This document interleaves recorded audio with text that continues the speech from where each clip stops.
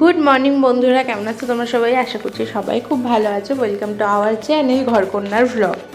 তো সবাইকে জানাই শুভ জামাই ষষ্ঠী। তো আমাদের এই বছর প্রথম জামাই ষষ্ঠী ছিল বিয়ের পরে, মানে ফেব্রুয়ারিতেই বিয়ে হলো, বিয়ের পরে প্রথম জামাই ষষ্ঠী।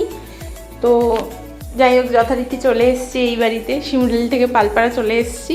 চলে এসে মানে আমি তো আগের দিনই চলে এসেছি, আমি আর আমার বর আগের দিনই চলে এসেছি শনিবার, যেহেতু আমাদের চাকদায় কিছু কেনাকাটা করার ছিল। করার পরে এখানে সোজা চলে এসেছি।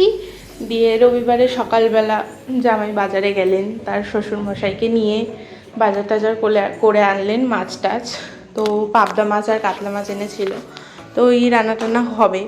আমি একটু মাকে হেল্প করে দিচ্ছিলাম, তাল শাঁস ছাড়িয়ে দিচ্ছিলাম, আম কেটে দিয়েছিলাম, মাছ টাছ ধুয়ে একটু লবণ হলুদ মাখিয়ে দেওয়া, মাংসটা একটু ম্যারিনেট করে রাখা, এই টুকিটাকি কাজ কিছু হেল্প করে দিলাম। মা একা হাতে সব পারবে না, হয়তো পারতো, এবার যেহেতু আমি আছি, এবার আমি বসে থাকবো সেটাও খারাপ দেখায়। আমি একটু হাতে হাতে করে দিলাম, মা একটু অসুস্থ যেহেতু, এই জন্য।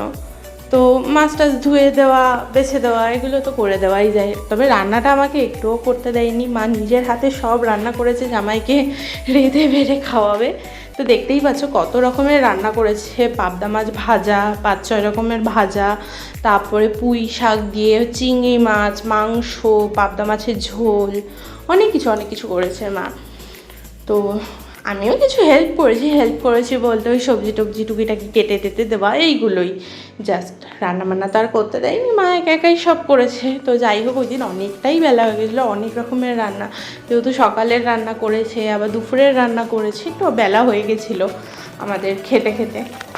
তো যাই হোক, তো ওই জামাই ষষ্ঠী কী সব রিচুয়ালস থাকে, তো ওইগুলোই মা করছিল ধীরে সুস্থে। আমাকে দেখেছো পাশে বসতে দেয়নি, আমার মা বারবার বললো তুই পাশে বস। আমাকে কিছুতেই ওখানে বসতে দিল না। তিনি বলছেন যে আজকে আমার দিন, আমি যাকে বলবো, আমার যাকে পছন্দ হবে সে আমার পাশে বসবে, এই জন্য আমাকে আর বসতে দেয়নি। তো যাই হোক, বউদের জন্য তো 364 দিন আছেই, জামাইদের জন্য নাইলে একটা দিন থাক, তাই না? কি বলো তোমরা? কমেন্ট করে জানিও। তো যাই হোক, আজকের ভিডিওটা এখানেই শেষ করছি। দেখা হচ্ছে নতুন একটা ব্লগ নিয়ে খুব তাড়াতাড়ি। ততক্ষণ যেন সবাই খুব ভালো থেকো, সুস্থ থেকো, আর চ্যানেলটিকে তাড়াতাড়ি ফলো করো।